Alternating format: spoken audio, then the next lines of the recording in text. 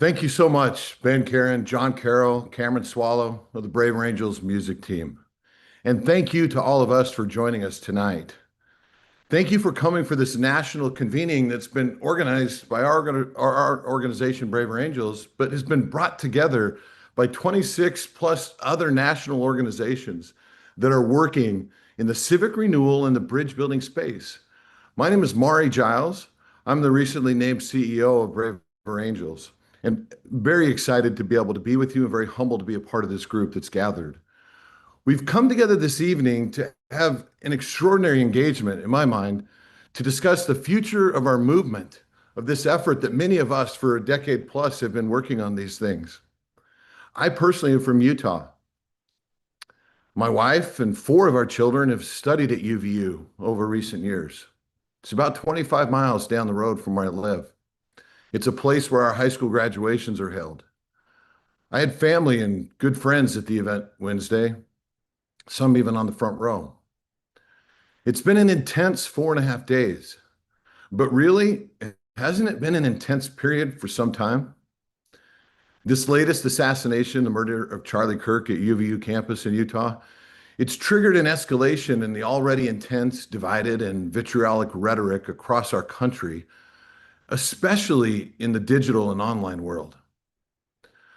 But we felt this when Melissa Hortman and her husband, Mark, were assassinated in their home, a Democratic former Minnesota Speaker of the House. We felt this when Democratic Governor Josh Shapiro and his family escaped an assassination attempt in their residence in Pennsylvania. We felt this when Brian Thompson, CEO of United Healthcare, was assassinated in New York City on his way to a board meeting. And we felt this when then candidate Donald Trump narrowly escaped an assassination attempt during the 24 campaign, killing an innocent bystander.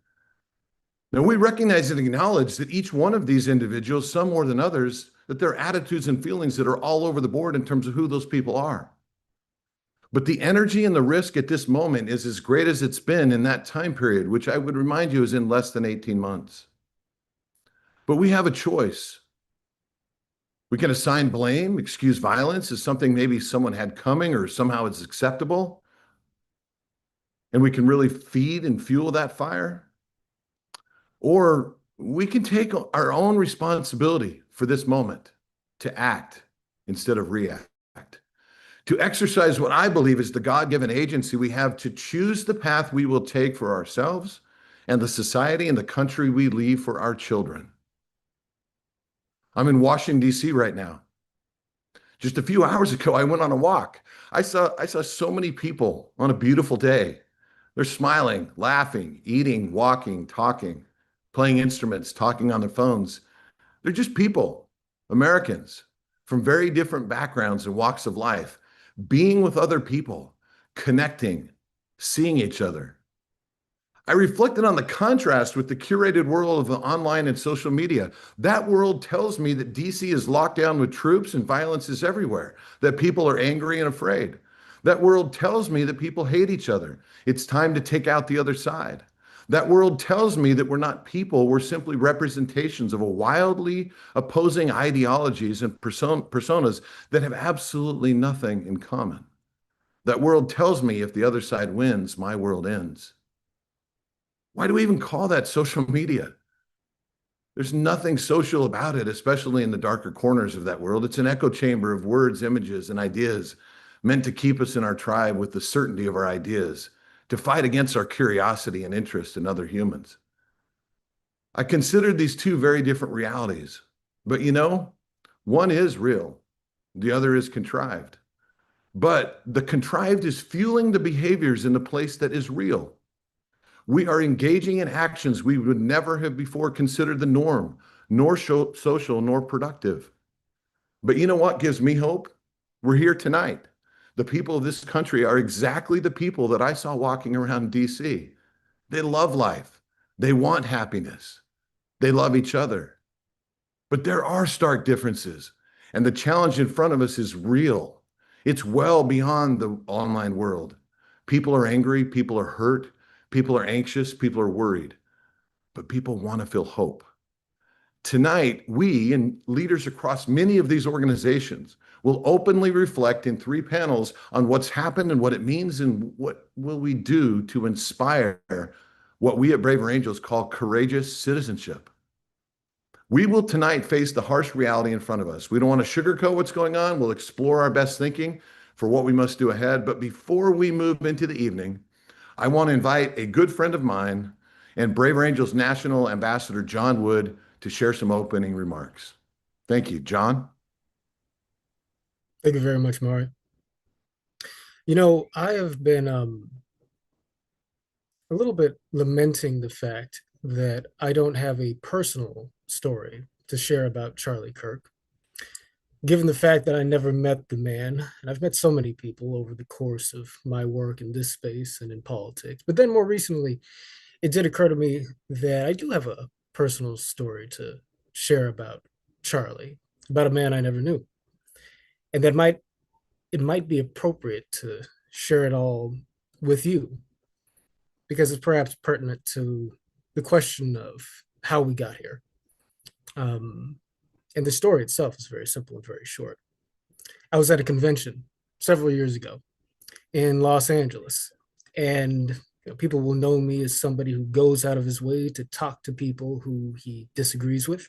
And I saw Charlie Kirk there. There's a small ring of young people talking to him.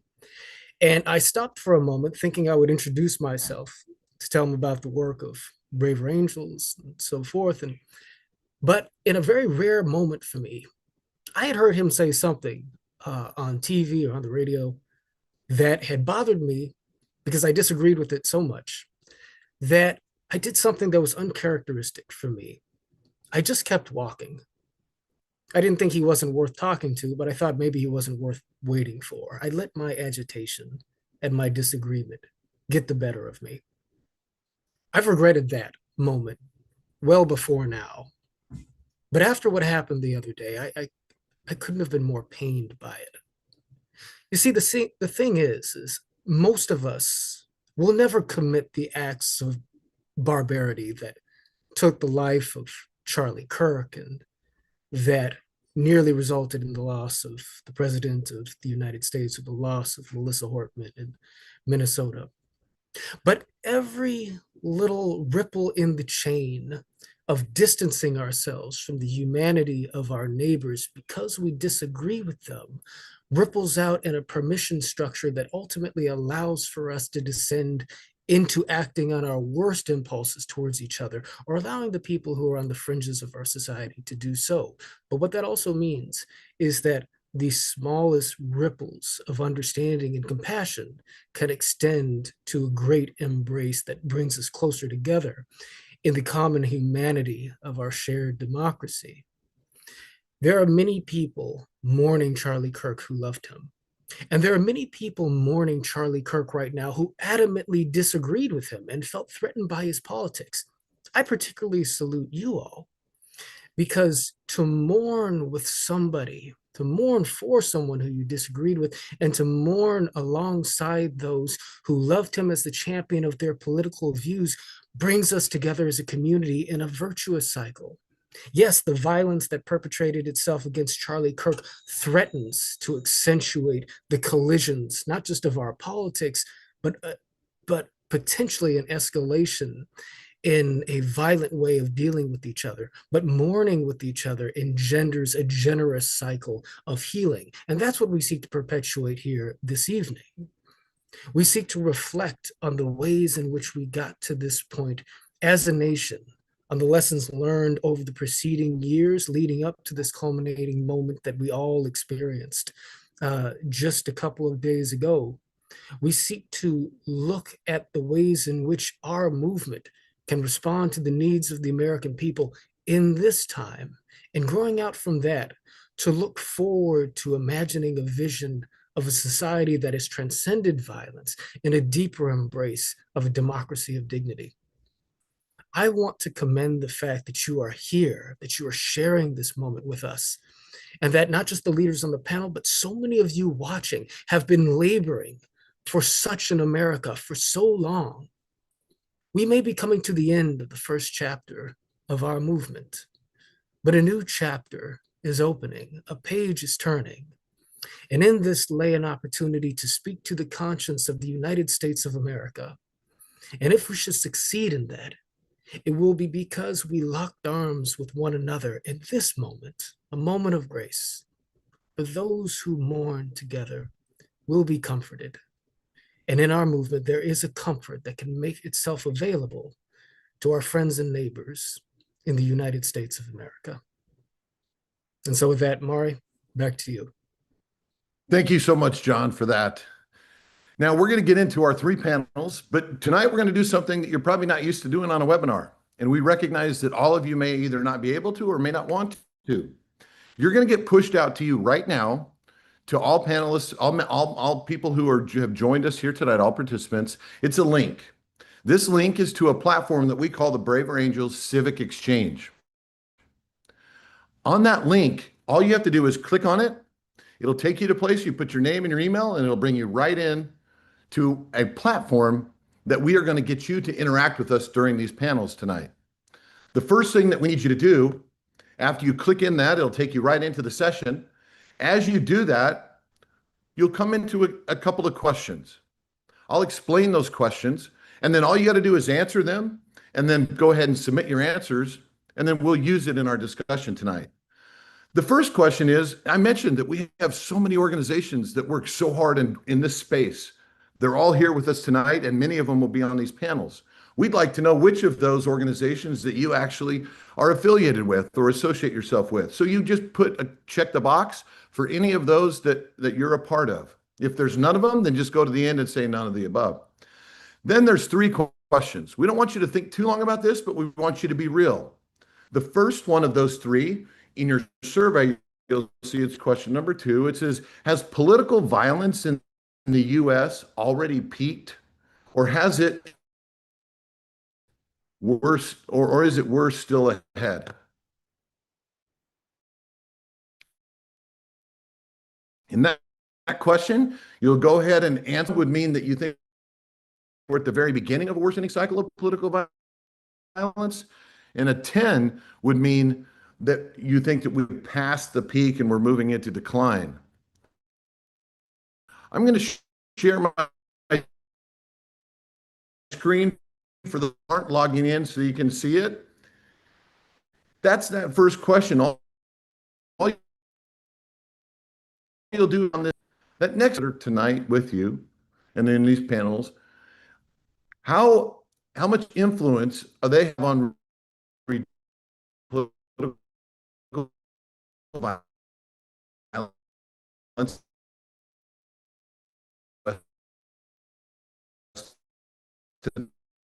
today? On a 1 to 10 scale, we're one-term elections. Again, on a 10-point scale, where a 1 would mean, I don't think it's likely at all. And a 10 would mean it's extremely likely. What's your view today? When you're done, all you do is you hit submit, and that way you'll be able to, we'll get your results, and we'll use them as we're going through our interaction tonight. I'm going to give about 30 seconds to let everyone who wants to. Looks like we've got close to 1,000 already in answering questions right now. The rest of you who are not, that's fine. You'll be able to see as we talk about these things, and then we'll go to a setup for our first panel. In fact, why don't I go ahead and let's go ahead and start with that with Monica, and then as soon as I got the results, Monica, I'll put them up as we get started on that first panel. Okay, sounds good, Mari. Hi, everyone. Welcome. Before I introduce the panelists for this first segment, where we're going to dive deep into part of the objective of this event, I just want to take a moment to thank all of you who are doing this, who are coming into this live conversation with real people who are also watching at the same time with you. And with those of us who are going to be speaking from the heart. Like Mari said, this is not the time to sugarcoat. This is not the time to try to put on some kind of polish over what's real and what's raw and what's moving hearts all over the country. So with that, I want to introduce our panel and the question, the topic that we're going to be focused on. So here with me, I've got Manu Meal from Bridge USA. Hi, Manu. Hey. I've Yes, Jim Robb from Numbers USA. Hey, Monty. There's Jim, and Keith Allred from NICD, the National Institute for Civil Discourse. So, Monica. hey, thank you all so much for being here. The piece of the puzzle that we're here to talk about for the next bit is, how did we get here? And not in that simple way that it might immediately come, but really how? And what can we learn? What lessons should we learn from what happened in Utah and the accelerated violence that led up to it? So this is a profound question. This is a question I think a lot of folks are wrestling with. Mari, did you want to come in at this point and say a bit about how folks are thinking about this right now? You bet. So here's what I'll just preview for you as you go through and have this discussion. You can see that here's our question. Has political violence in the U.S. already peaked, or is it worse still ahead on a 10-point scale? You can see from these bars here that most people are coming at a 5 or below. But if you look at it on the average, our average score is about a 4. So leaning on the side of we're at the beginning, but maybe not quite at the very beginning, somewhere right here in the middle. Okay, thank you, Mari. So I would love for you all here on the panel to begin by tell us who you are, what brings you to this question, and then if you would, please give us a sense of your journey on Wednesday, when this happened, and through today, in terms of your own reaction. How have you seen this? How do you see what's happened? So Manu, let's start with you.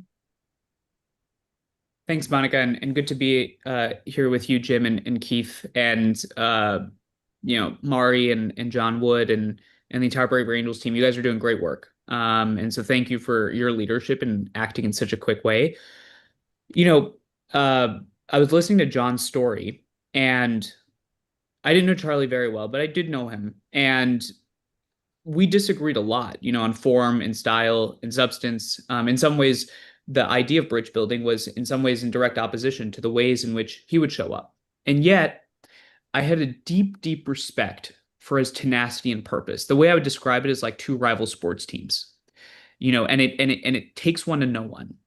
And that sort of sense of purpose and tenacity that is frankly at the center of any activist, any engaged citizen from all walks of life, from all parts of this country, from all sides of the political spectrum. And that's the heartbeat of our democracy.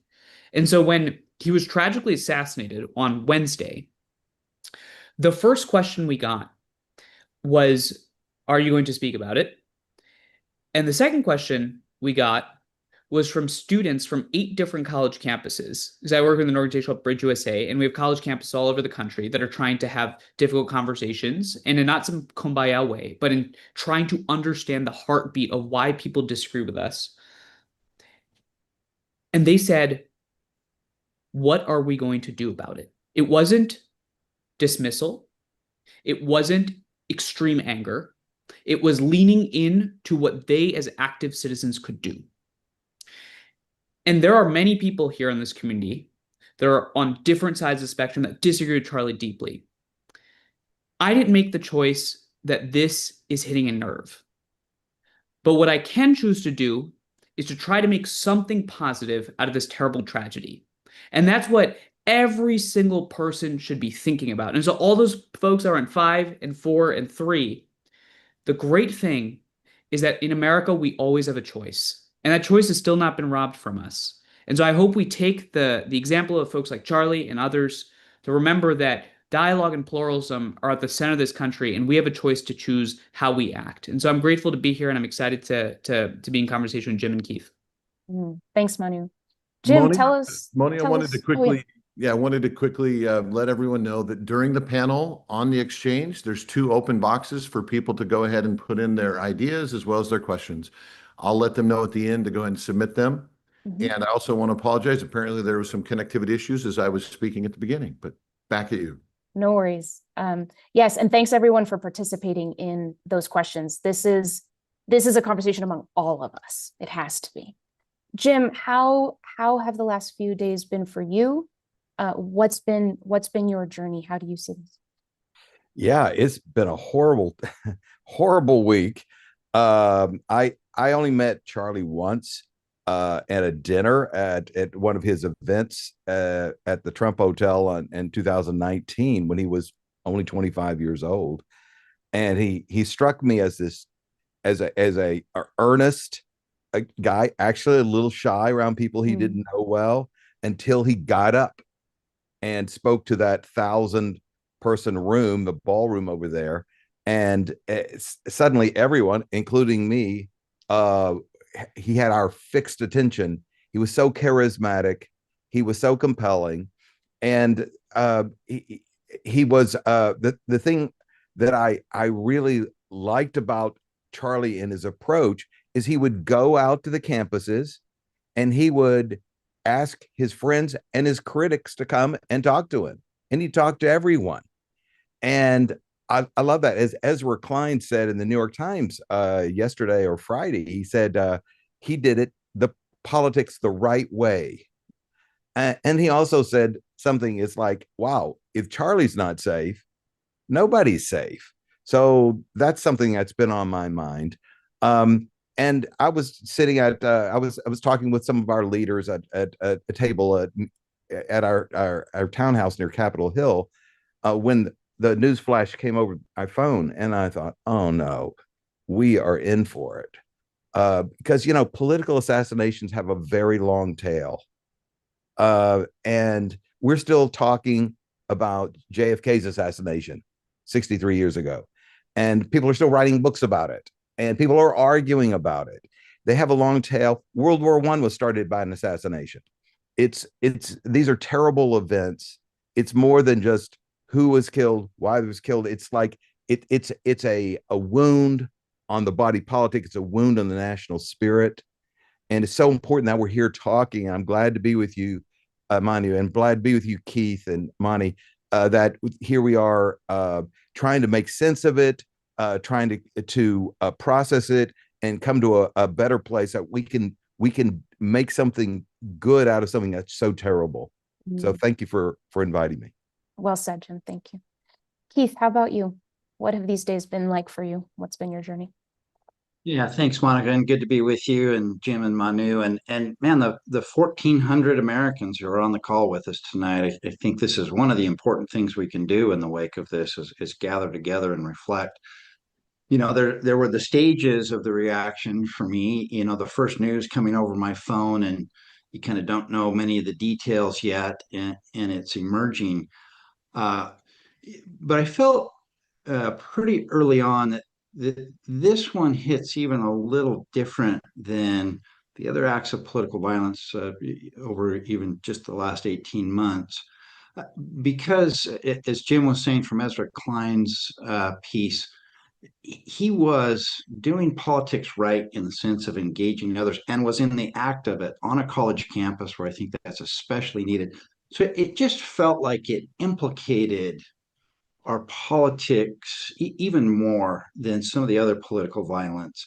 And so that got, me to thinking more about, like Manu, you start to say, okay, well, what are we going to do about this? This seems to call for action. And as, it's kind of trying to be a bit strategic and process it and think about what could we do.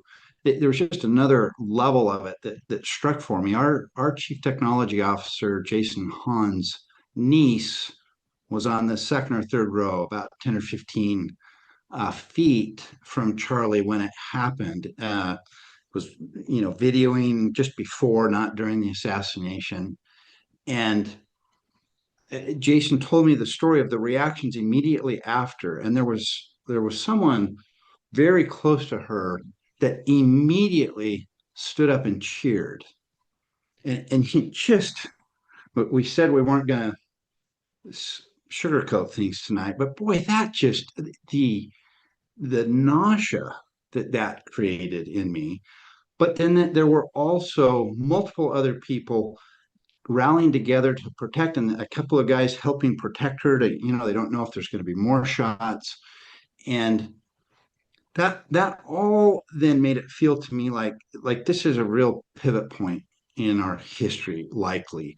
The first question that Mari has posed to us, that's one of the main questions. Where does this go from here? And as Mari emphasized with agency, there's nothing predestined about where we can go from. It could escalate further from here quite easily, or it could be a turning point where we rally together. That's on us. It's on us each individually, on us as organizations, to exercise that agency and make a choice that this won't define us. And so, where we went at the National Institute for Civil Discourse strategically was to really relaunch the Better Than This campaign that we launched right after the Trump assassination attempt. And for those listening, you can go to americabetterthanthis.org. And the critical piece, and this will get into our question, I think, Monica, about how we got here, but I think critical to this moment of which way does this turn from here is that we cannot let a very narrow minority of the most extreme elements of us define us anymore. And I think part of the problem is we have too much ceded the stage to the extremists, and the rest of us have been too quiet and not as engaged as we need to be. That was a message that Charlie Kirk brought, and we're all going to have a responsibility. And so with Better Than This, the idea is to give each of us more of a voice, to make it more salient that those of us who abhor political violence vastly outnumber those who condone and perpetuate it. And so if we can all reach out on our social media through that website with the hashtag Better Than This and make that salient and vivid again, that these people do not represent us. Thanks, Keith. I'll add my piece to this initial question just to say that I felt like what I felt on Wednesday wasn't fear, it was horror. And the difference is key. Fear is anxiety about something that could happen and the anxiety that it could be awful. Horror is the emotion that comes when the thing you were afraid of happens. It's what you experience. It's a kind of revulsion when you feel like the world has irrevocably changed. Now, in the questions and the survey that we saw around a 4, folks are worried that we haven't seen the end of this. And all 3 of you, Manu, Jim, and Keith, have made the very good point that we are not destined for something that we don't ourselves participate in. This is the potential turning point. This is the moment where if we make certain decisions, we can turn this around. And I know you all know that that's what everybody wants. We share across sides, no matter what the initial reactions are. We're all afraid of more political violence. None of us want this. So what then do we need to put on ourselves? Like, okay, here we go, rally the troops, here we go. We're going to do this in the way it takes. What lessons do we need to carry with us every day into every conversation about this with folks who agree with us and folks who don't agree with us politically, with folks who are having reactions we condone and reactions that each of us might feel is condemnatory or something? How do we treat everybody's fears? How do we react to other people's reactions? Or whatever other arena that you all think is the place to be active, what are the lessons here? And I'll go with whoever wants to start. We don't need to go in the same order. So, Jim, I see your mouth is open. Go. I have a little list here. I was sitting in church this morning, kind of crying over this sorrow that I feel, and I wrote a little list in my notes app. It says too much and not enough. And in America, this is what I feel about the whole body politic, about everyone who's political, not every individual, but as a whole. I just felt like I needed to write these words. We've had in the last few years, we've had too much self-regard and not enough love for our enemies. We've had too much self-righteousness and not near enough righteousness. And I'm hearing a lot about pronouns lately. Well, we've had too much of the pronoun I and not enough of the pronoun we. We've had too many demands and not enough requests. We've had too much pride and not enough humility. And then here are some words I wrote down that I think we need to hear more of in the coming days. All of us, me, all of us. We need to hear the words judgment, not as in judging others, but as in having judgment. Okay, we need to have some judgment. Patience, dialogue, virtue, love. And then these phrases need to be said more. I'm sorry. I was wrong. Let's talk through this. I learned something from you. Thank you, Jim. Who wants to jump in? Go for it, Keith. Yeah, so using Jim's useful frame of what we need more of and less of, I'll continue a little bit of what I was saying. We need more of everyday Americans raising their voices and engaging, less ceding the stage to the extremists. And I think a bit of kind of understanding of how we got here and what's driving this. Anytime we have an escalation dynamic, a vicious cycle like this, we know from psychology that on large scale conflicts like this, one of the primary accelerants of them is a misperception that everybody sees the people on the other side as more extreme than they really are. The average typical person on the other side is more extreme than they really are. We take those who are loudest and talk longest and we see them as being representative of the whole group. And that's how the escalation dynamic gets going. Seeing the other side as more extreme than they really are, then we feel justified in taking a more extreme response in a way that we see as defensive, but looks offensive to the other side. And then we confirm their view that we're more extreme than we really are. And we keep ratcheting each other up. That has happened across the globe and throughout time in human conflict. But there are various times when we throw more accelerants on that fire. And I think today in America politically, that has been, I think it started 40 years ago when the two political parties started to soar ideologically for the first time in our history. So we lost conservatives in the Democratic Party and liberals in the Republican Party, so it had that moderating effect. But then we keep adding additional accelerants to that. Social media, the mainstream media, the way our primary elections work, so that the more extreme among us get elected to positions. And at the end of the day, we have a system of self-government. And if it is going to work, then all of us need to take our role. If we see the political stage to the extremes, then we will get extreme politics and escalation. If all of us take our role as we should, then it can be a pivot point. We can get the kind of virtuous cycle going that John talked about in place of the vicious cycle. And we can have a republic that is reflective of us. So, go ahead. What's fascinating, Keith, I was listening to you. And if you remember 3 years ago, I was at your satellite campus in the University of Arizona, and I was wearing a Christmas tree hat. No, actually, it was a Santa Claus hat, looking like a complete buffoon, right? Running around your office. Keith said, "Oh, look at this, young guy. He needs a space. I don't know if he can hang in DC." And so Keith gave me a little office space, and I was listening to Keith about exactly what the point that he just made. He was talking about the sorting, right? And I say, Keith, you've got a deep experience in politics. You've been on the Hill. Tell me a little bit about, the before times. The before 1998 times, tell me what the world was like then. And so he talked about the sorting concept. And all I can think about right now is that there's a phrase that a lot of young people know really well called the military industrial complex. And I think there's a new complex, and it's the outrage industrial complex.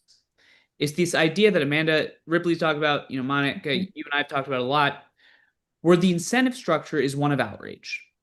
It's of outrage, and it's of ginning up the algorithm. A lot of the younger folks will understand that what comes into your feed is all about what speaks to your greatest incentive. And so as a result, the way you make money, the way you make influence, I mean, heck, that's why Monty, you and I, we've talked about, should we be influencers? Why don't we be influencers? It's because we hate being outrageous. It's just not who we are. And that's how you win online. Yeah. But there's this fascinating moment that we're in right now. And this is the turning point, pun intended, because that's what Charlie would do. I was just finishing up Abraham Lincoln. There's a biography by a guy named Herbert Walker about Abraham Lincoln. And he talked about how the greatest activists of our time, from Frederick Douglass, Abraham Lincoln, someone like Charlie Kirk, JFK, Martin Luther King, what they understood was, how do you manipulate the tools of the status quo for your cause? The fact is, the battle space we operate in is outrage. So what are you going to do about it? I have two quick thoughts on this. The first is that dialogue is now the counterculture, and America loves underdogs. Hear, hear. 17, when we started Bridge USA, the counterculture, what was not normative, was protests and violence. Today, the norm is violence and conflict. That means that it's not necessarily that outrage is what sells, it's what's controversial and different. That is what sells. And here's point 2. Dialogue and constructive engagement and the Braver Angels spirit, and what a lot of our different organizations cherish. For us, it's the bridge mindset. Same thing. Words don't matter. The spirit of it is that we have to think of ourselves as activists and actors. Dialogue is the North Star. As Keith said, there's a new divide in our country, and it's between people that are open-minded and closed-minded. There's a lot of open-minded people that are Republicans. There's a lot of closed-minded people that are Democrats. A lot of open-minded people that are Democrats. A lot of closed-minded people that are Republicans. So the question is, how do you rally the troops? How do you activate and empower folks to understand that the new divide, and here's the key piece, and I'll be quiet, is as we think about 250 next year, as we think about scaling up a new vision for our country, most Americans, this was hopeful actually about that sad statistic that most people are on 5, 4, and 3, is that most people are on 5, 4, and 3. If most people are on 5, 4, and 3, saying that violence is still likely to continue in this country, that means that you are in the majority. And as we've discussed, and Jim has hinted at this, we're living at the tyranny of the loud minority. But the reason why is because the loud minority understands how to manipulate outrage for their cause. And the question that I pose to everybody here is, how do you outrageously bridge build? Should you outrageously bridge build? And what does that look like? Oh, I love that, Manu. Let's figure that out. That sounds fun.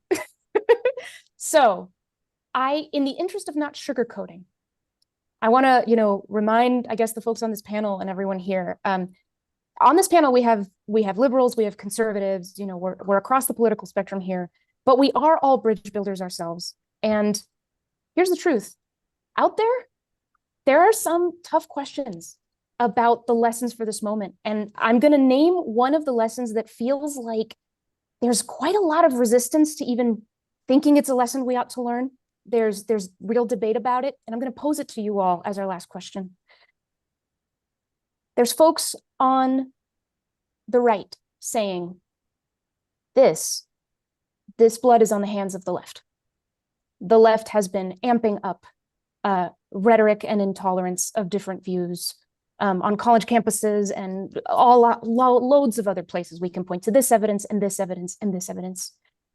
And so now the left, is to blame and needs to do the most work, and maybe we just need to fight them. Now, folks on the left, I hear them say, this is all on the hands of the right. Political leaders who have been more than crass in the way they talk about others, the way they talk about issues, the way they talk about people. For example, I've heard that they'll point to the violence coming from that side, and the right will point to the violence coming from the other side. And the folks on the left will say, this is the right poisoning our country. It's their fault. and they have to do most of the work, or maybe we just need to fight them. If there's a lesson here, I think some folks are just not sure. This is where they think, no, this is a fight, not a lesson.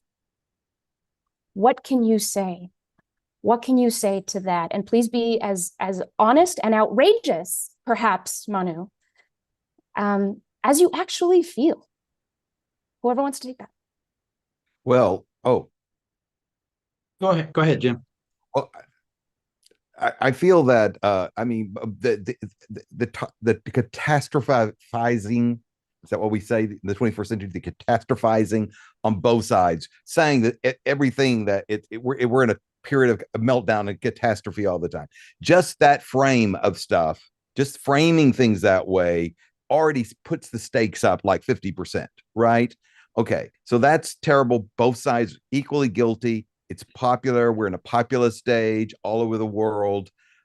And where you start is you raise the temperature just to get heard. All right. So that's, and then in the social media age also. But to speak more, I think the biggest problem that the left has had, and the biggest problem the left has had leading to this, is this idea that words are violence. So this is a problem to, by the time you get this into the people who are delicately hinged, mentally ill, or they don't have judgment. Because when you say something like words are violence, and someone's saying words that seem to be insulting to your tribe or your whoever you are, then it said like, wow, they're violent. I'm going to stop them with my violence, which is a rifle. No, I think we've got to get into the real here. Violence is violence. Rifles are violence. Grenades are violence. Molotov cocktails are violence. Words are not violence. Words could lead to violence, but I think when we blend these things together, what we're really saying is, shut up, sit down. We're not going to talk anymore because your words, I may feel so threatened by your words that I may, if I'm delicately hinged, I may get a gun and kill you. No, we've got to say we need more talk, not less talk. Both sides. Thanks, Jim. And I just want to move us along because I think we're going to need to move to the second panel. But thank you. Sure. Thank you for those points. Keith and Manu, thoughts on this to folks who are holding that in their heart, that, wait, this is not a both sides thing. What would you say? I would say, I'm going to go back to my old theme here, that the percentage of Americans who are framing it that way, that it is 100% or almost entirely the other side's fault.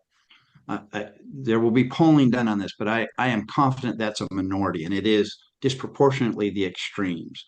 I think the vast majority of us recognize everybody's contributed. Those on the extremes of the left and right, and those of us who are more in the middle and moderate and have been too quiet, we all have a role. And to point your finger the other way, when conflicts turn around, it's when people stop just pointing the finger at the other side and they start to point the finger at your own side and say, so what can I do? And I think that's where most Americans are. And even on social media and in the national press, which tend to go towards the extremes, there's been a lot that's been reprehensible in that. But there's been a lot. I mean, the op-eds coming out have been there have been so many fantastic ones. And even on social media, everyday Americans, I am hopeful that we will start to feel in a salient way that those who are with us in bringing the nation together vastly exceed those who want to divide us further. With you on that. Manu, take us home. Jim used the word judgment after church today. I think that's exactly right. We have to judge the moment we're in. The greatest social change makers of the 20th century, from Mahatma Gandhi and the Salt Marches, 1945, Martin Luther King, 60s, civil rights, Nelson Mandela, 90s, South Africa, what they all understood was that democracy is a puzzle. Democracy is a puzzle. You got a lot of tools in your toolkit. You got free speech, you got journalism, you got protest, you got violence. And the question is, what is the right tool for the moment? As Keith has described, as Jim has described, as we'll hear from many other panelists later, we're in a logjam where people of very different views don't understand why the people on the other side believe what they believe. So you have a problem of misunderstanding. And if you got a problem misunderstanding, the right tool for the moment to get your cause across the finish line, whatever that case might be, it might be immigration, it might be the wall, it might be free speech. That tool is bridging and conversations. That's the tool for the moment. And so it's not about denigrating. If you're a protester, that's a bad thing. It's not about denigrating showing up as an ideologue. It's about understanding what is the moment and how do we execute in it. The last thing I'll say is the American people don't just want waxed poetic nonsense. They want tangible examples of success. They want to see that this is possible. And over the next few weeks, I know a lot of organizations are doing this. Our chapter is doing this. We're demonstrating tangible opportunities where dialogue is happening, because I don't think the American people disagree with the concept of dialogue. They just have given up on its possibility. And it's up to us to show that. And because this is the counterculture, the media is now listening. Yeah. Well, thank you to the three of you. Thank you so much. We're going to go right into what more we can do. And with that, I will hand off the proverbial mic. Thank you to Manu and Jen and Keith. Thank you for all you do. Yeah, and back at you all. As our new panel is coming in, I want to remind everyone now, or actually give you this instruction, that the 2 questions for your feedback are there. Please hit submit, because you're going to, in about 30 seconds on our Brave Angels Civic Exchange, you will have 2 fresh boxes to talk about the second panel. So please hit submit on your responses. And now over to you, Carolyn. Thanks, Maury. And Monica and the panel, thank you for a great opening. We want to shift our focus to what can the organizations in this field of bridging and depolarization, what do we have to offer to citizens? And that's a question that Maury put out to the 1,400 people who are participating in this national conversation. And the numbers came out just about in the middle. So a lot of 5s, a lot of 4s. So about the sense is there's some knowledge of what this field can offer citizens, but it isn't probably as strong as we'd like it to be. And I actually want to take a moment at the suggestion of the organizers that, as the first panel said, the way national media works and the way social media works, we constantly hear all of the negatives. We constantly hear that narrative. And at the National Civic League, we've done a project to identify what number of organizations in the country are actually working positively on these issues. And if the tech team would just pop up that map, I think most of you will be surprised to learn that there are actually more than 10,000 organizations in this country working positively to help support and strengthen our democracy. And more than 1,500 of that 11,000 are actually bridge building organizations. I invite all of you who are on this call to go to your state, go to your town, and see who's doing this work to get connected. One of the things, and you can take the map down now, please, but one of the things that all of us working in this field hear from Americans all over the country: what can I do? They know we're not where we ought to be, and they want to do something. And that's, I think, what our panel will talk about. We need to think about it, because this isn't just politics anymore. This is really infused in our culture. So we have to think about what can individuals do to support themselves? What can we do interpersonally with our intimate friends and families? What can we do interpersonally with people we don't know? What can we do with groups and organizations? And what can we do with institutions? We have 3 fantastic panelists: Kristen Hansen from the Civic Health Project. Welcome, Kristen. Vivek Akandi from the Better Together America team, and Andy Hanover from the One America movement. So we're well suited to speak about individual, interpersonal, group organization, and what can just an average American do institutionally. Kristen, take it away, if you will. I will, Carolyn. Moni, thanks for a great panel, and Carolyn, thanks for kicking us off. Political violence cannot be the price of participation in our civic life. This is fundamental. It's the basic thing we have to agree to have a shared foundation for healthy self-governance that we can build a peaceful future on top of as Americans. The recent spate of incidents that we've seen all over the country, and for the past several months, they have complicated roots, entangled roots in division and radicalization, but also, and this is just as important, in isolation, in disconnection, in loneliness. There are political sides to what we're going through right now, but we cannot forget that there are psychological dimensions to what we're experiencing as well. And just to punctuate this, in your point, Carolyn, that this is in our culture, within the same hour that we learned the news that Charlie Kirk had been shot, my kids' high school went on lockdown because a real student with a real gun had threatened to come and shoot it up. This is what we're all living with every day right now. And because the sources and the root causes are so complicated, the solutions can feel very complicated too, if not completely out of reach. But that is not what this panel is about today. As Carolyn said, Vinay and Andy and I were here to talk about what you can do. Today's not about feeling hopeless. It's about validating every single one of you who decided to dedicate a Sunday afternoon or a Sunday evening to this, who feel that you want to be part of the solution, that you should, that you want to understand how. Carolyn referred to the individual, interpersonal, and institutional dimensions of this, and I'm going to kick us off with the individual, because that is where the journey starts for every single one of us. We have to decide, each of us in our own mind, in our own heart, I want to be a bridger, not a divider. It's about deciding how each of us wants to walk in the world, how we want to show up, the culture we want to create and build together. It's about deciding, I want to adopt and model the ways of being that are going to cultivate bridges of understanding and not chasms of contempt. So how? What are these ways of being, right? What are the attributes we should be striving for outrageously in our day-to-day life? Admitting with humility that there's a lot we don't know about the world and especially about each other. Cultivating curiosity to get to know those others, listening actively and intently to accelerate that learning, assigning dignity, belonging, respect to all, and especially those we have not yet had the good fortune to meet. Just as John had talked at the beginning today about not having had the opportunity to meet Charlie, something I regret as well.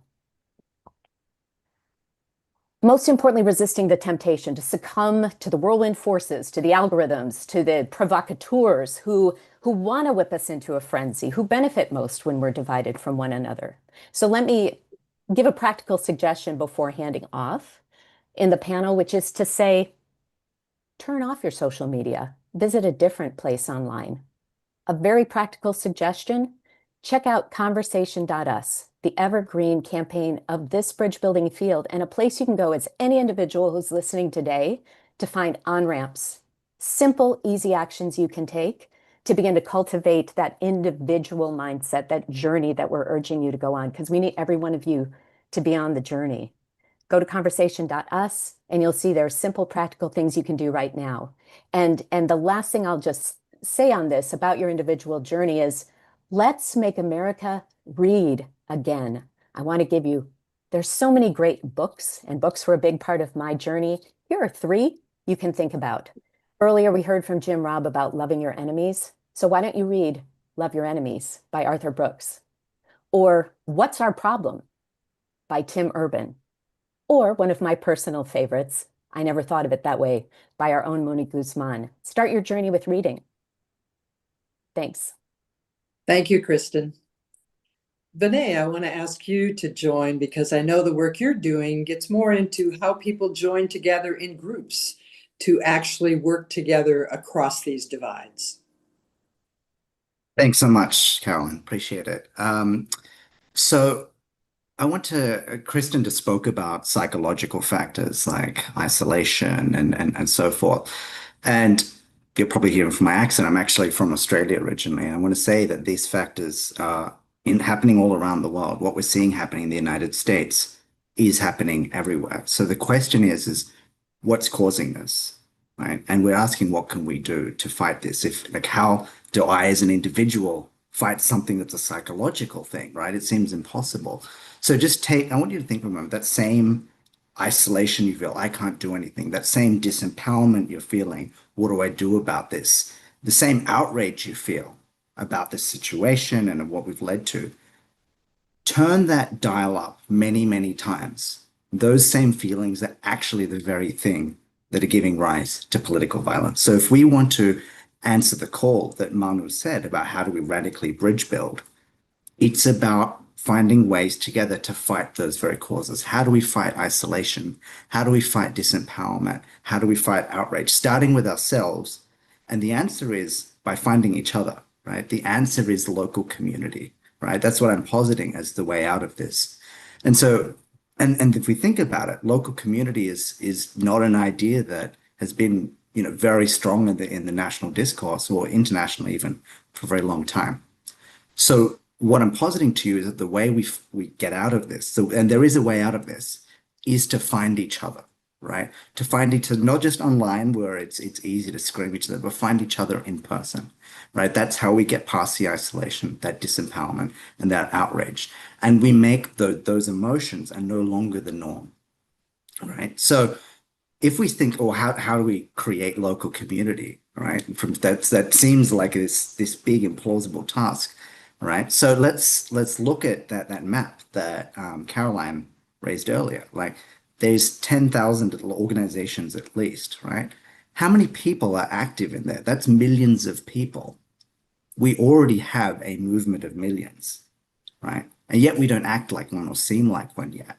So the key is, and what I do in my work at Better Together America, is we're trying to pull all of these people together. And I'm inviting all of you to come and join us, is that how can we find each other so that we for ourselves, as a movement, as a space, don't feel isolated or disempowered.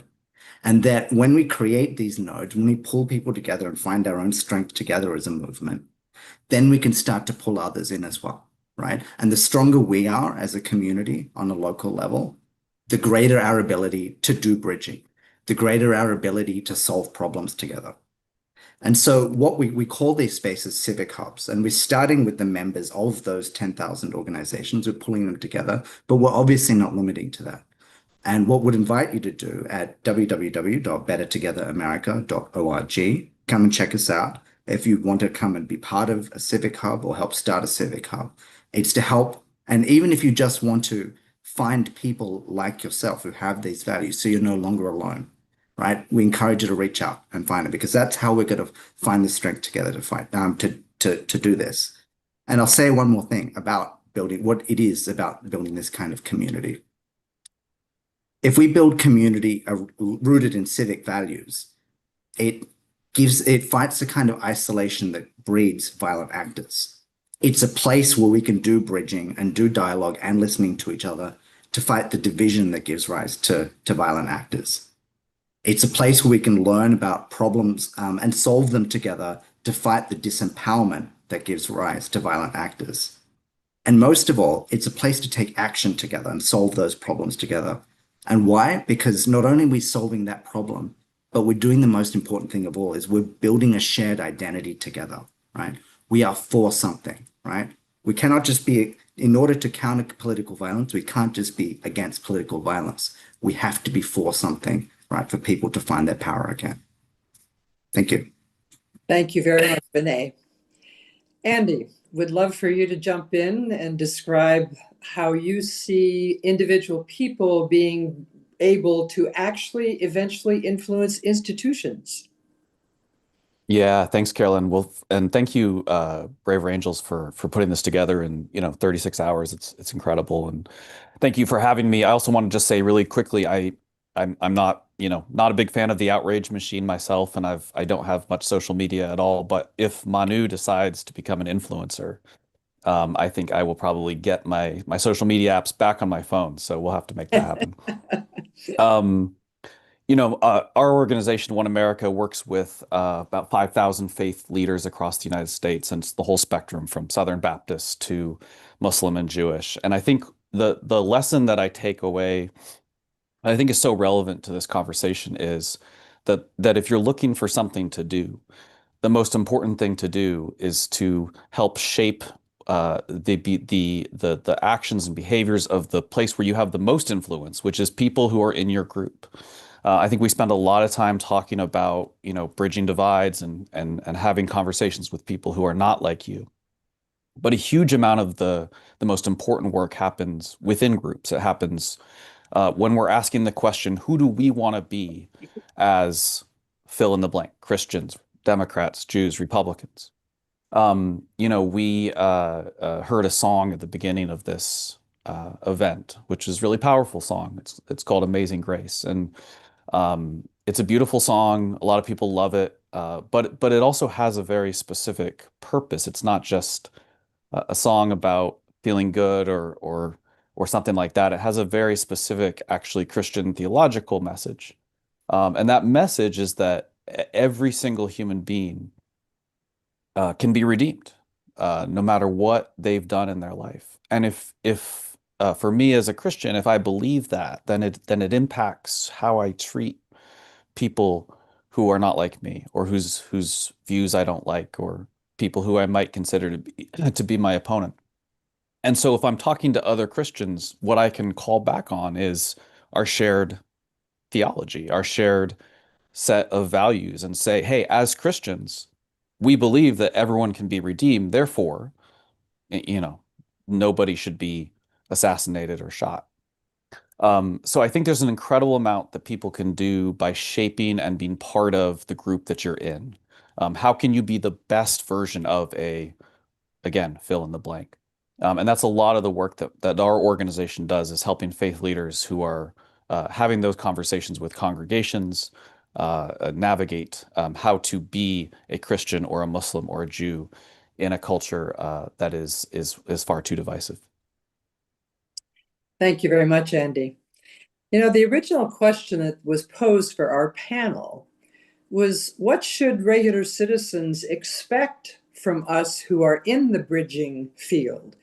And I think, Vinay, it was you who said there is clearly already a movement, nascent in the sense that it's not well understood, it's not highly visible in the culture.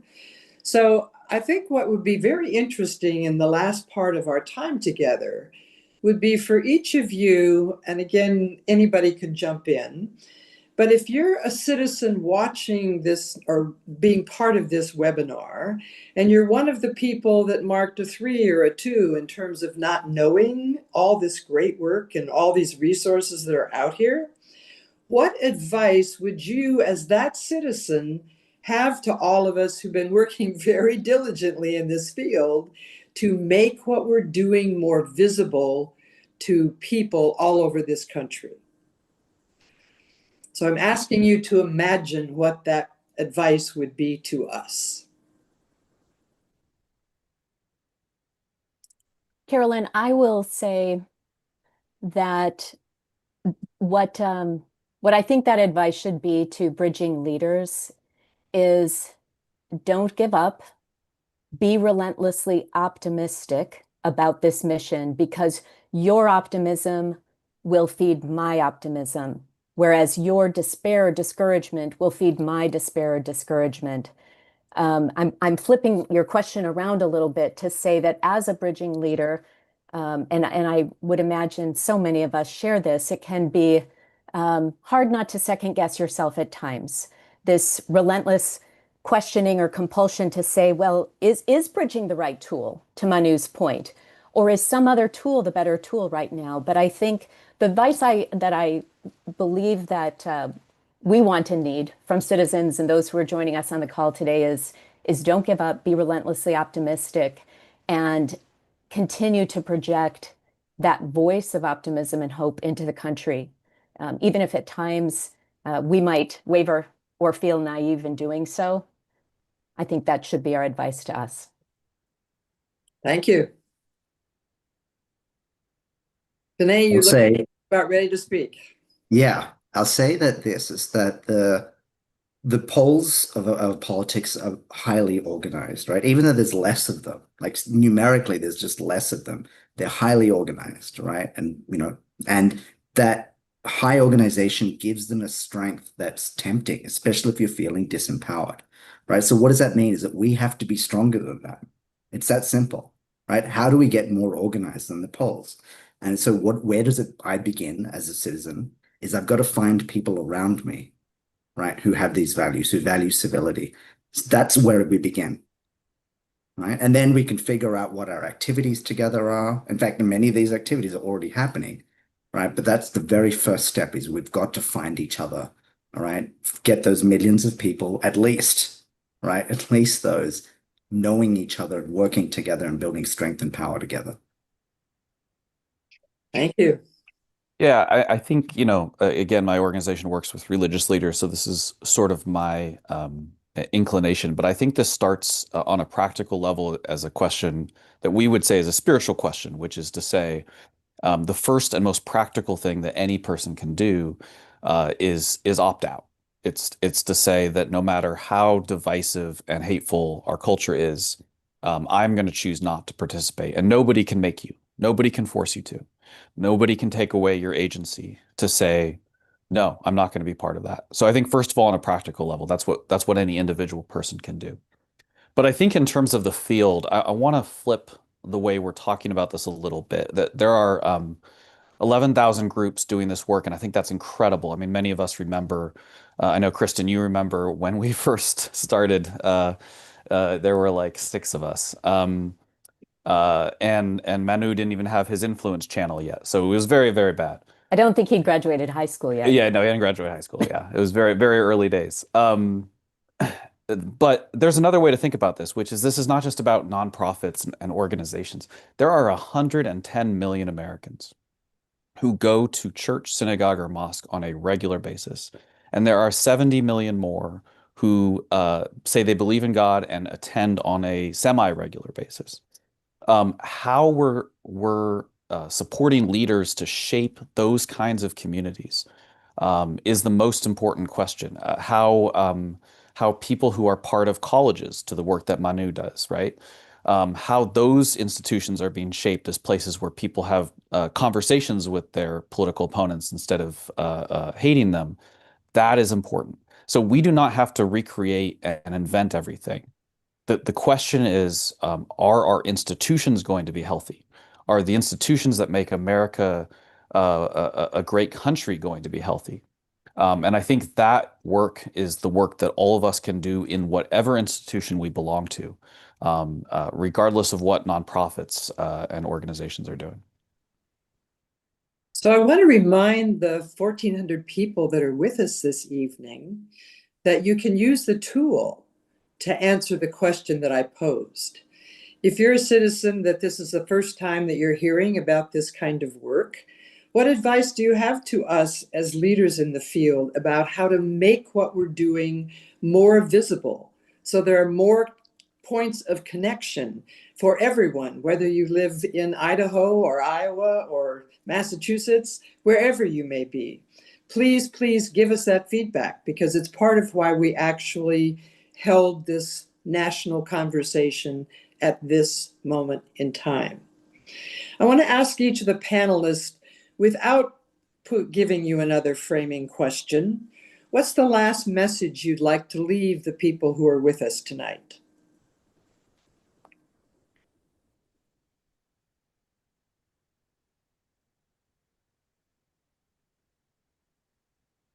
My last message. Oh, go ahead, Kristen. Please.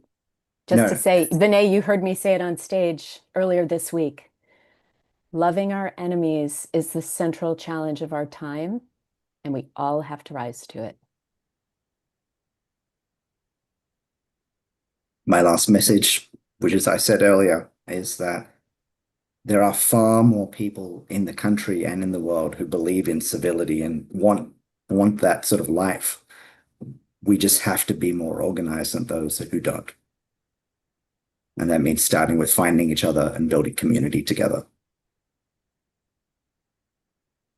Yeah, those are both fantastic. I think that we live in a time where there's a lot of people are lonely, a lot of people are isolated. We talk about this a lot in this field, that it's not disconnected from the political violence, from the division. I think that there's kind of an animating question of this era in America, which is, does someone belong? Do I belong to a community? Do I have a place where I belong? And then does that community position itself in a way that is against other communities or as part of a larger effort to bring people together? So are people finding a place to join? And then when they join, is that thing they're joining just telling them, okay, now you're in the good team. We're going to go fight those people. And I think that that again gives us, I think, a really clear call. Go join something. And when you join something, help make it a place that is not just another place fighting other people, other groups, scapegoating other people. And I think that's the job of every religious organization. I think it's the job of civic clubs, the book club, that it doesn't become a Democratic book club or Republican book club, the school board, the PTA. That's how we're going to get where we need to go. I'm going to add just one other thing that we happen to highlight. It is a very deep human need to be heard. And one of the things that's missing in many of the attempts for these conversations and these dialogues is the capacity to leave the space for everyone's voice to be heard, which means real attention to the skill of listening. And when the other person speaks, if you find yourself triggered by what they said, you want to react, you want to fight back. They won't feel heard, you won't influence them, and you won't have learned anything about why they hold the belief that they just expressed. So the gift we would like to give you is be curious. When that happens, when someone is authentically expressing what they deeply feel, and your impulse is to be triggered, take a breath and ask a question. So you'll learn more about really why they feel how they feel. Thank you, Kristen and Vinay and Andy, and I want to pass it over to Jacob for the last panel. And as Jacob's coming in, we'll remind all of our participants that you'll have the final about couple of minutes here to submit that as Jacob's introducing the next panel, and then 2 fresh questions will come up for panel 3. Thank you so much, Maury and Carolyn, Kristen, Andrew, and Vinay. Thank you for all of that. I think you're already seeding some of the ideas that we have. I want to let people know that on the poll, this was the most optimistic that people were. 5.27 of you, so still middling, believe that we can make a meaningful difference in reducing political violence. Today, this session, what we're going to talk about is what should society look like? What does a society look like that transcends this violence and builds resilience against it? So I'm joined with Jennifer Thomas. Hi, Jennifer. Hello. Welcome. Jennifer. Thank you. Yeah, Jennifer is co-executive director of Mormon Women for Ethical Government, a fantastic partner. And you are also a sacred fellow, or a Vote is Sacred fellow with Interfaith America. And I'm joined with Heather Blakesley. Welcome, Heather. Thank you so much for being here. Heather is the founder of Root Quarterly and a board member with FAIR, the Foundation Against Intolerance and Racism. And then Lexi Hudson. Hi, Lexi. Welcome. Hi, Jacob. Hi. Lexi is the founder of Civic Renaissance and the author of The Soul of Civility. I am thrilled to have you all here. Before we when we do strategic planning, we often do what's the current state and what is the vision we have for the future. So I'm just going to very quickly underline, a lot of people have shared this already, the current state, and then give it to you for the vision we have of the future. And I really hope that you can speak from the heart, because we all need to picture this. So what does it look like is really the core piece. We already know that political violence has such a strong impact on the identity of our country, and it threatens the idea that we are one nation, that we are better together, and we have known for a long time that a house divided cannot stand. But as Kristen said, this is happening in the broader context of not just political violence, and we are seeing that threats to elected officials are peaking. They're higher than they ever have been before. Americans, 1 in 5 Americans, 20% of Americans believe that at least in some instances, political violence should be justified. Just like Kristen, the same day that Charlie Kirk was assassinated, there was a school shooting up the road from where my 8 and 10-year-old go to school.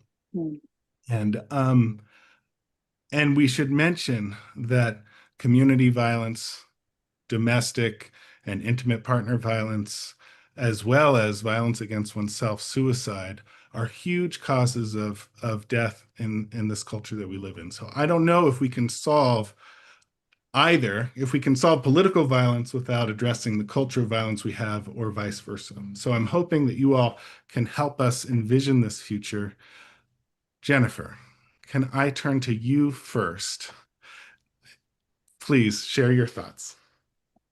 I've been thinking about this in preparation to kind of share with everyone tonight. And there are lots of deep thoughts. There are lots of quotes I could have shared, or philosophical explanations of why violence is on the rise, theoretical arguments about what we could do to combat it. But I think one of the things that's really important to acknowledge, I think there are 2 things. I think first is probably the people on this call that are presenting on this call are in a different position than the people who are listening on this call. And I just want to acknowledge that and say this.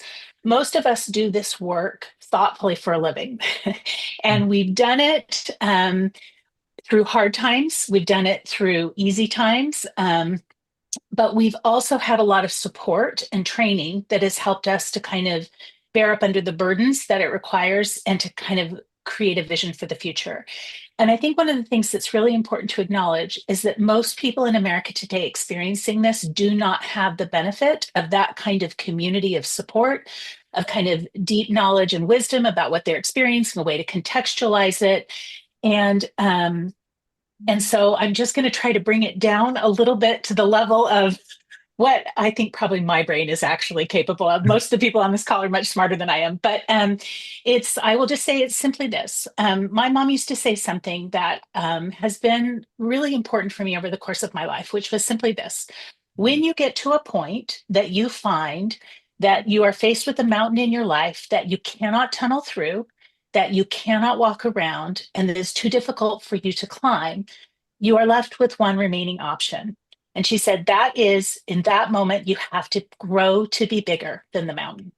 And one of the things that I will say is that that little nugget of advice was so empowering for me. It's been such a driving thought in my life that whenever I found myself in front of something that seemed too overwhelming, I knew that I had in myself the capacity to grow.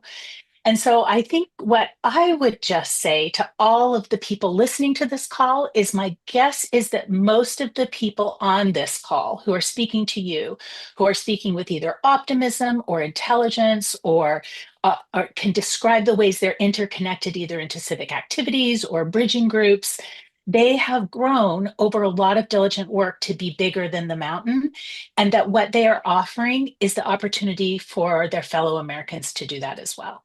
So I guess want to start this conversation, and then I'll hand it off to hear from my co-panelists by saying optimistically, I have personally experienced that growth. I started out this work as a spicy I'm a naturally sort of a spicy argumentative person who tends to kind of judge others and want to argue.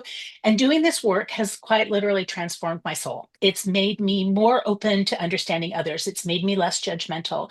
It's given me the skills to kind of transform how I engage with others. And so I guess I'll start by saying optimistically, I truly, sincerely believe that everyone listening on this call has the capacity to grow to be bigger than the mountain that we face, and that together we can actually make pretty significant change in our communities.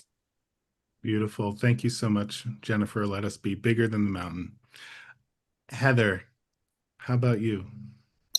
Well, thanks for having me tonight to talk about this. When Moni was talking earlier, she was kind of checking in with people about, what they've been going through the last couple of days. And I've thought that I was fine, but as per usual, when someone is kind to you is when you sort of break down. And my little sister texted me today And she just said, "How are you doing? This is a really tough week for civil rights and civil dialogue. And I'm not sure I've ever been so sad for our country." And I was in a cab on the way to the Ethical Society for a program this morning, and I just started crying. I'm probably going to start, crying during this panel.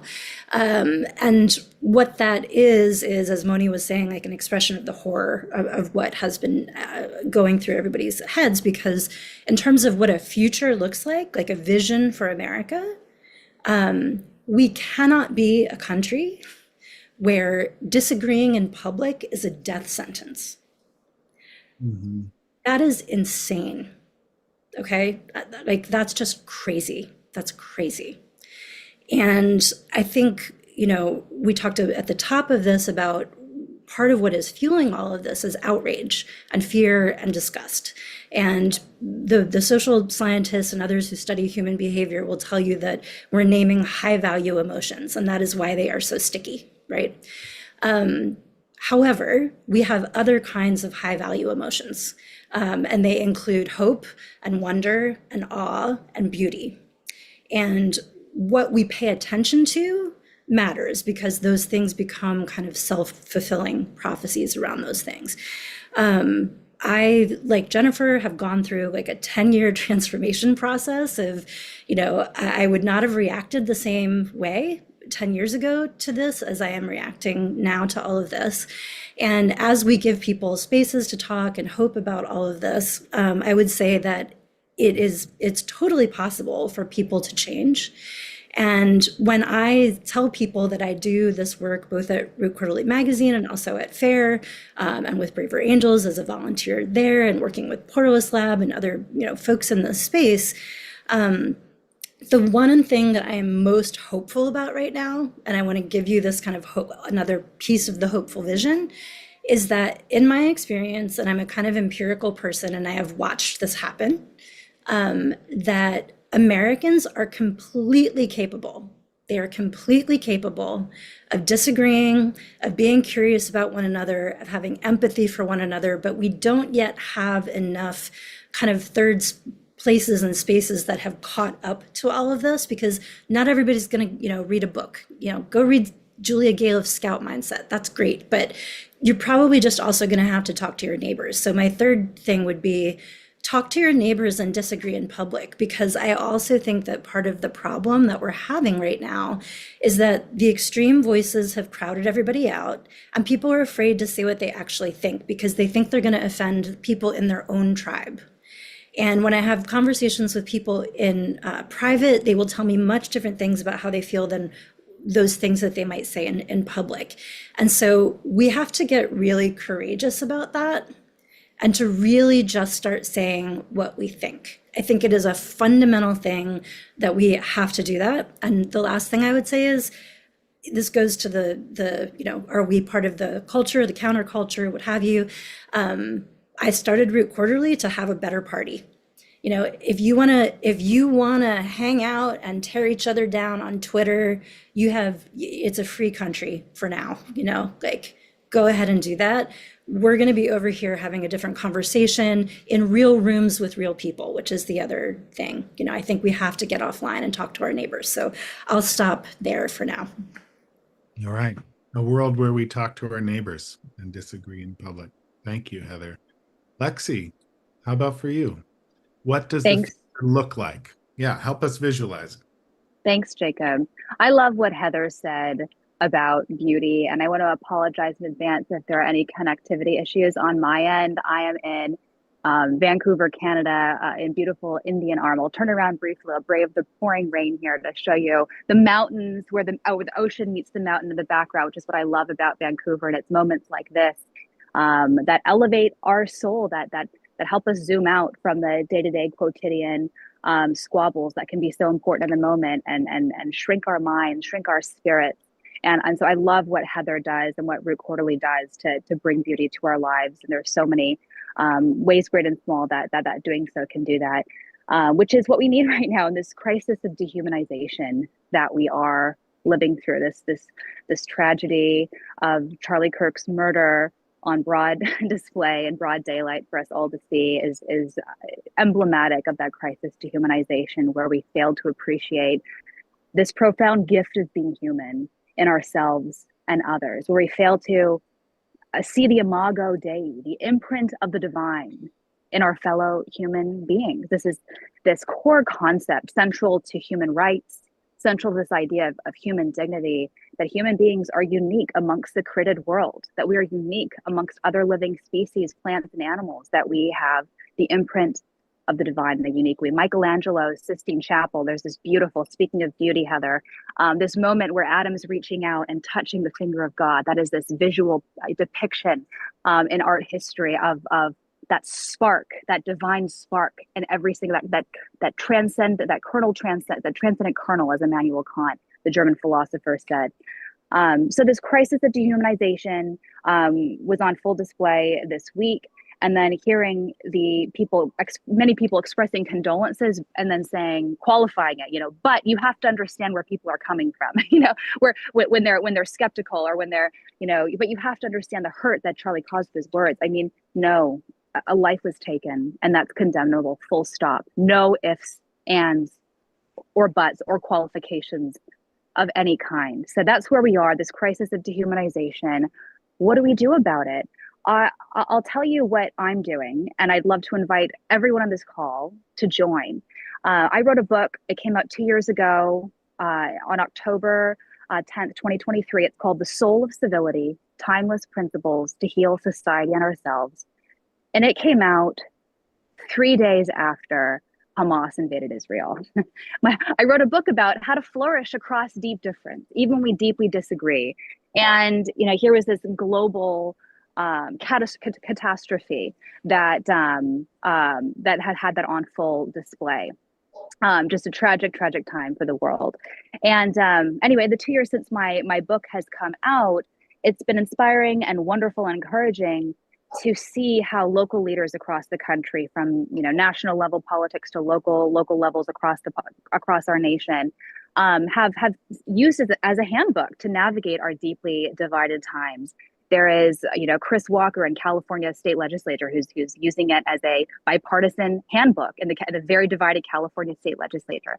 There's Patty Estes, who's head of the Estes Voice in Colorado, who writes editorials about civility and gives my book away as candy to anyone who comes in her office. And then there's Jeff Worrell in Carmel, Indiana. I don't know if anyone on this call has watched Parks and Rec. I live in Indianapolis, which is Pawnee. Okay, this tiny, dumpy little town. In Indianapolis, where I live, our roads don't get plowed or paved, and and Carmel is Eagleton. Their streets are paved with gold. It's absolutely beautiful. And I was like, when Jeff contacted me a few months after my book came out, November 2023, he said, I loved your book. How do we embody your book in Carmel? And I said, at first I thought to myself, what kind of civility issue does Carmel have? I thought, they have this beautiful opera house. They have, I thought, is it debating what beautiful art installations go on their roundabouts? They're just this, absolutely gorgeous town. Streets are paved with gold. And then I said to him, I don't know, but let's build something together. And what we've built over the last few years, first of all, he has founded Project Civility, which is an institution that is around the intellectual scaffolding of my book, that is equipping cities across the country to have these conversations. And they're a close partner of Brave Angels, close supporter of them, because I know that you guys do incredible work in this space as well. And second, we're convening the National Civility Summit in Carmel, Indiana, September 26th and 27th. And the goal of this gathering of local and national leaders is not perfect agreement. The goal isn't to unite and compromise and come away with a perfectly harmonized view of the world. The goal is to respect one another, despite the fact that we will never perfectly agree. It is to rehumanize our fellow citizens and fellow human beings in this deeply divided time. So we'll have some exceptional people present. I'll be in dialogue with former Indiana Governor Mitch Daniels the 26th, and then John Wood and Maury Giles will be there. I think Maury's coming. I'm not confirmed. I don't want to speak too soon, but anyway, would love to have you guys there. I love that vision of respecting each other across our differences. Thank you for sharing that. and the thought of a world where we don't dehumanize each other. I'll just add that when we look at risk factors, and Kristen mentioned some of them, like loneliness, but also a culture of blame, right? These are ways where dehumanization can flourish and violence can happen. So I'd really love to think about, in order to get to this world that you've all talked about, where we can become bigger than the mountain of polarization, of violence, where we can really have a place where we are not dehumanizing each other, but really seeing each other as humans.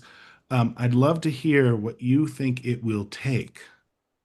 Let's say over the next 3 years, what are the biggest things we can do practically between now and then to achieve closer to this vision? And maybe we'll just go in the same order, unless some of you just feels that burning need to talk first. But I'd like to just call upon Manu at the top, talking us being outrageously bridge building. Like, what is that? That sounds cool, but what is that?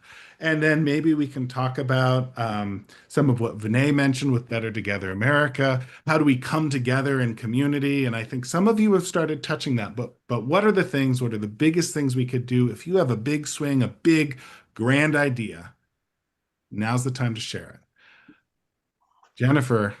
So I actually might really disappoint you, Jacob, because I think one of the failures that we've continually experienced is that everyday Americans expect somebody else to do the big swing that's going to come in and gather them all in and be, the person that makes it all happen for them. And I would like to kind of pivot and say to every single person on this call, you have so much more agency, capacity, and influence than you realize. And you have the opportunity to exponentially grow that influence. So it can start by reaching out to one person, and then you invite, 4 people over for dinner. And then you decide, I'm going to have 8 people over in my backyard. And then I'm going to invite 16 people to go vote at the same time I vote. There are lots of ways to do it. But I think that what I would encourage every person listening to this call to do is to ask themselves, what is their vision? Not as what is Jen's version or someone else's big vision of what America could look like, but what is your vision of the society you want to live in? Do you want it to be peaceful? Get down into the nitty gritty, sit down at your desk, write it down. This is what I want my culture to look like. This is what I want my neighborhood to look like. This is what I want my state to function like, my congregation, whatever it is. And then, I would say, figure out, you've kind of got your North Star. You know what you're navigating to, or I guess got your map. You know what you're navigating to. Figure out your North Star. I think find out what inspires you. Who are the people that you've seen transcend difficulty, who you've seen transcend and overcome adversity, and to continue working and read about those people, learn about those people, study the qualities of their character that made them determined and disciplined. So you've got a map. You've got a North Star, and you've got a sense of your own agency. And then I think the last thing I would ask and encourage everyone to do is really take some thoughtful time to ask yourself, what is your work to do? Every single one of us has a part to play in this. It's not going to be some big organization that's going to get us out of this, but the organizations that we've talked about on this call are going to make it a lot easier for us to do it because they're setting up spaces already in which we can come together. So if you're not an organizer, find a group that you can actually, kind of plug yourself into.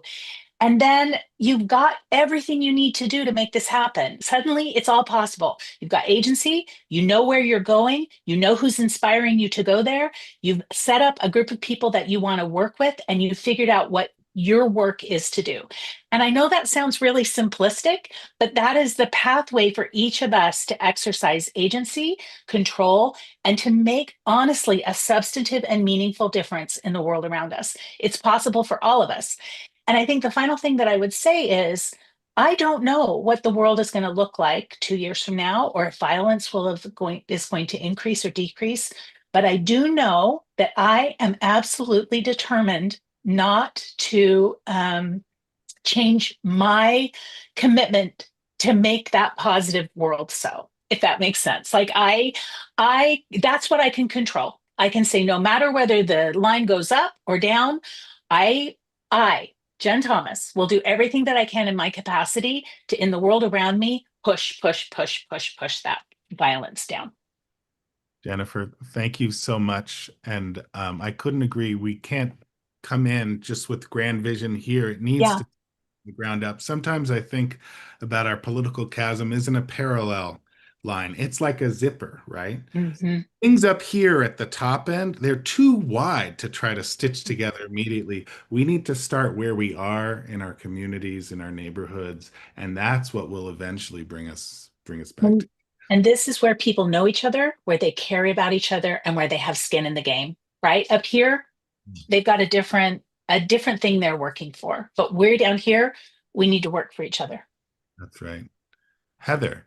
Well, I love the zipper visual, and I want to add to what you guys have been saying. We've talked about, like, you've got to have hope that something can change, that vision for where to get there. You have to have agency, you know, to think that you can actually make that happen. I'm going to add one more thing to that equation, which is accountability. Right? And in any kind of big systems change that you're trying to do, you know, you've got where you put dollars, and you've got what the programs and policies are, and all of that is important. But the biggest, like the holy grail of systems change, is mindset shifts, right? So I also think that people who are on this call, and I've been asking people to do this thought experiment, because our magazine issues are themed. Last year, because of the election, we chose founders. We used that word and that idea. And the thought experiment that we have been asking people to do is to say, okay, in 1,000 years, the first 500 years of American history will be early American history. And therefore, we are all founders. Every single one of us is accountable for the next 250 years. And we have to figure that out together. And I regret to inform everyone that the politicians are not coming to save us, and that the influencers are not coming to save us. And there are, you know, some, frankly, nonprofit organizations that are not coming to save us.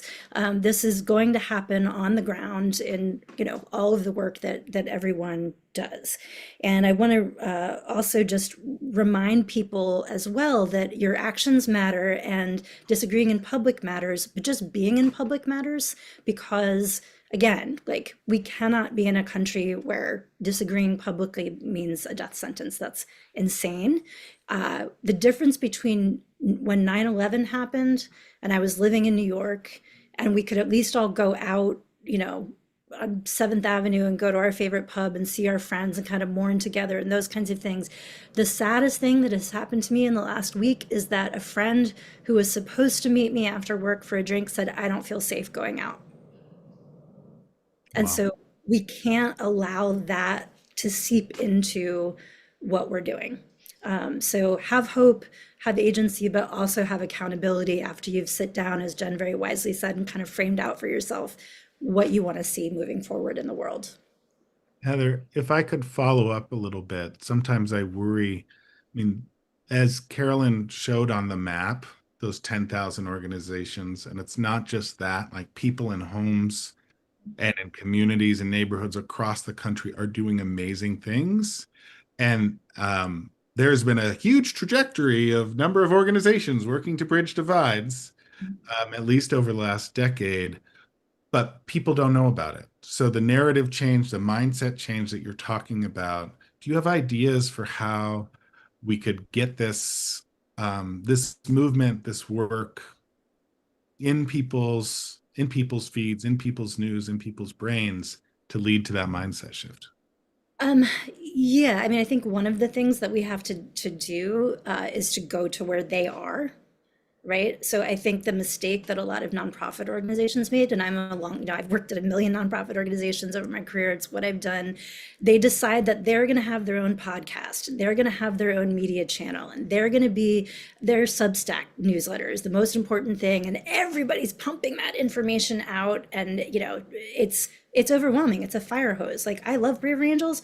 I don't open their emails because they send too many of them, right?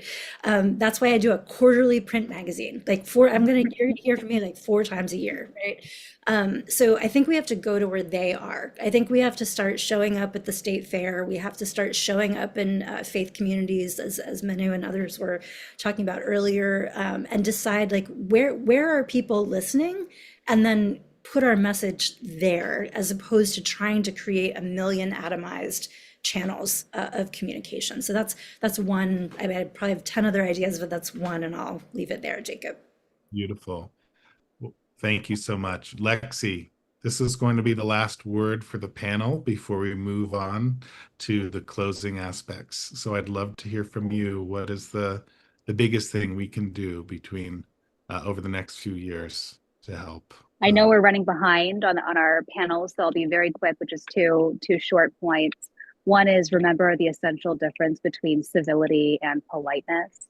This is a core argument I make in my work, that we often confuse these words. People use them interchangeably. They say, oh, we just need more civility and politeness, that'll save democracy. Or they say, no, civility and politeness are tools of the patriarchy. They're tools of the oppressor. We need less civility and politeness to create greater justice and equity in the world. And I say no, they're actually very different, with different ends and purposes. That politeness is manners, it's technique, it's what we do, it's what we say, it's external stuff. Whereas civility is like deeper, it's something richer, it's an inner disposition of the heart. It's a way of seeing others as our moral equals, worthy of a bare minimum of respect, just by virtue of our shared dignity and equal moral worth as human beings. And that sometimes actually respecting others means being impolite. It means telling hard truths, engaging in robust debate. That's a way to actually love others, to respect them. So first takeaway is, remember the distinction between civility and politeness. The second is to porch. And porching is a metaphor I use in my work. I learned about the porching revolution when I fled toxic politics and federal government in DC and moved to the Midwest. And I met a friend who came up to me one day after church and said, hi, would you like to porch with us sometime? And I never heard the word porch used as a verb before, but I was curious. And on her front porch that day, I saw this quiet, subversive, powerful revolution afoot in our country, where people were she had curated people across race, class, politics, not to have structured dialogue across difference, just to be people and to help rehumanize us and help us remember our shared, what we have in common as citizens and members of the human community. And I realized that, you don't need a porch to do that. It's just about opening your home, opening up your life. It's the disposition of civility to transform outsider to insider, stranger into friend. So remember the difference between civility and politeness, and porch. Wonderful. Well, let us all porch. Let us all outrageously bridge build. Yeah. One, just Jacob, 10 seconds, Heather. I'm terrible at doing this. That, like, they will put links in the chat. If you want to come to Founders Weekend in Philadelphia, come to Philadelphia.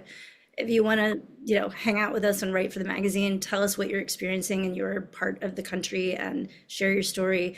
And if you're really interested in the legal side of this, fairforall.org is where you want to go, because they're doing really fantastic work over there. Yeah, some amazing links shared in the chat, and I know those will be too to everyone listening. Thank you all so much to the three of you, to all the panelists and moderators. And now I believe over to you, Murray. Thank you so much, Jacob. Really appreciate that. And thank you to all the organizations that have been with us here tonight. And there's many others that are involved, as we've heard, but each of these in a 24 to 36 hour time period, being able to come together and share and be with each of us. I'm going to share a few final quick thoughts, and then we're going to close with something that's very inspiring. Our music team coming back to share with us as we think and contemplate what our nation stands for, a final song. So a couple of quick thoughts. We can go and take down that slide now. As the themes, as we're talking through this, one of the things I heard throughout all this is own it ourselves, that we have agency. We have more potential to impact than we think. I'm reminded of that Viktor Frankl quote of, between stimulus and response, there is a space. In that space is our power to choose our response. In our response lies our growth and our freedom.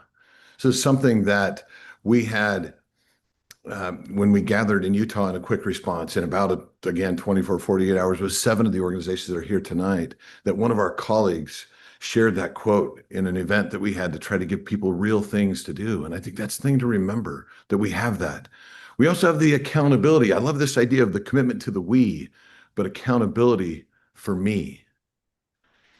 Also, it's not about being nice. We should just do that as being human. It's about leaning into our differences.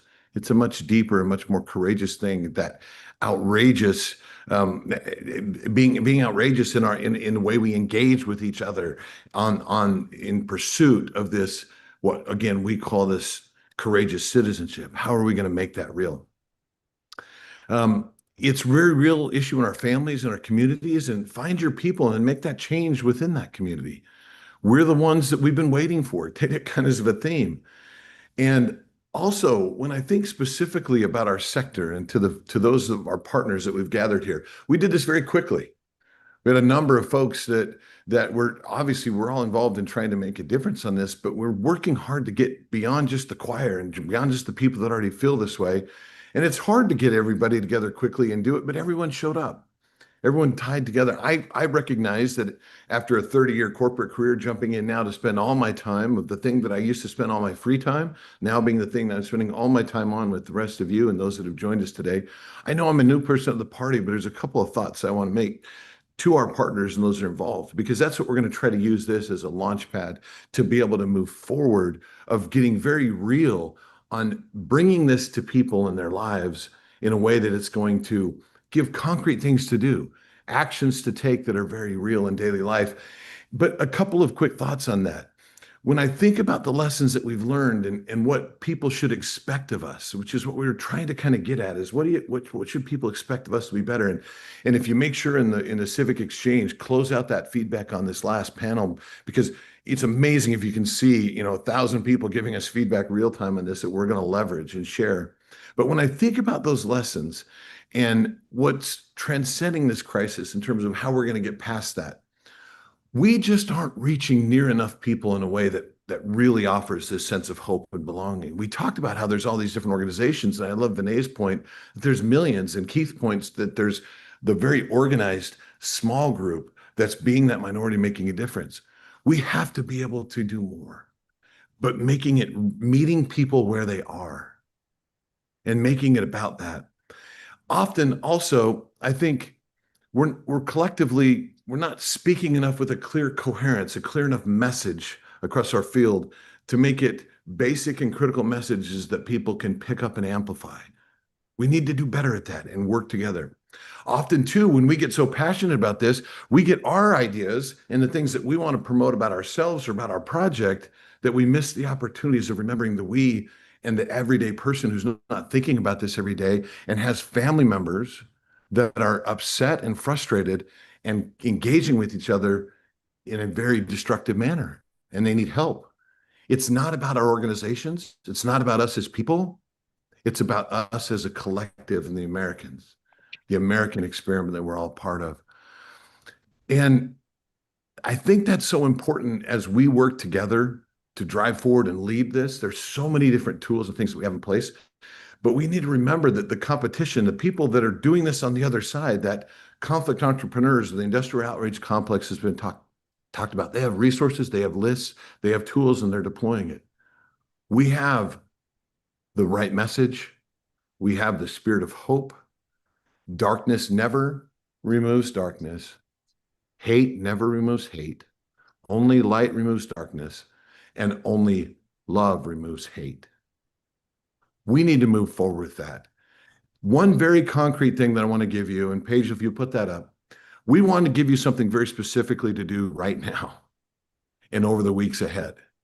We believe that these stories, your stories, who you are, of the courageous citizenship you're doing in your lives. I'm speaking to our partners, I'm speaking to our 1,400 people that are here today. Look for things in everyday life of people actually doing courageous citizenship.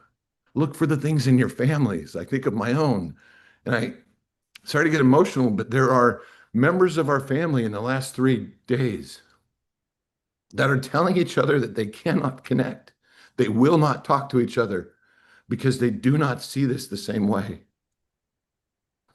Sorry to get emotional, but this is real. If we can see real things that people are doing and share those stories, it will cause each of us in our hearts and our minds to recognize very real things that somebody did.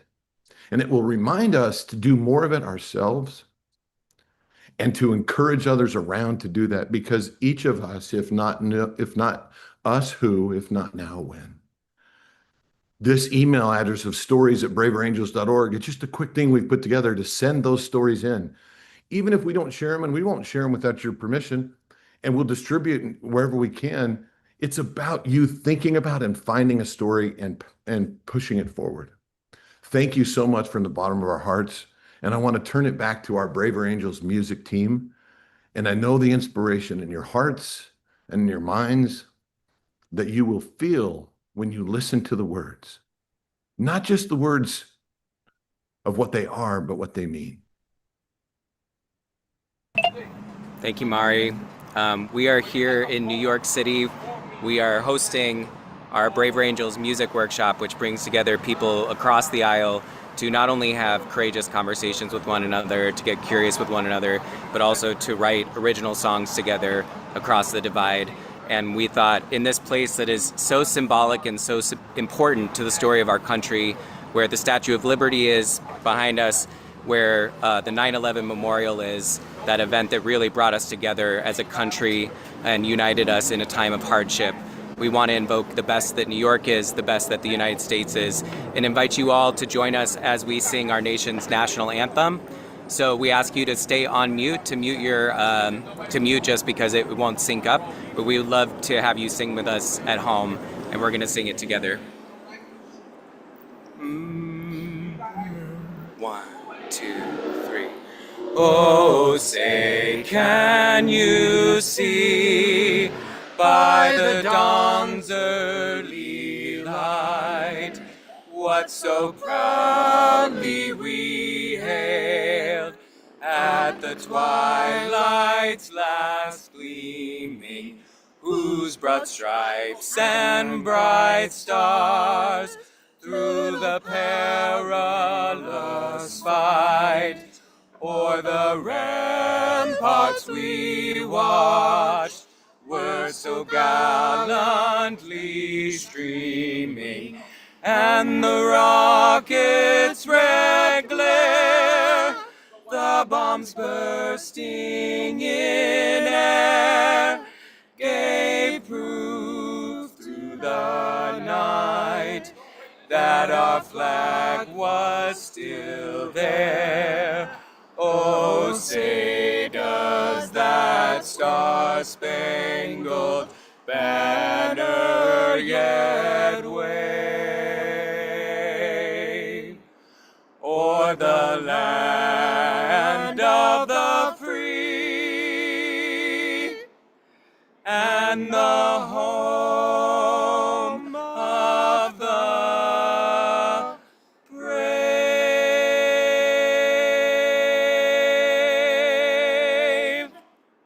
Thank you, everybody. Thank you. Good night. Thank you so much. Thank you, everyone, for being here. May God bless America. May God bless each of you. May we take accountability for the future that we desire.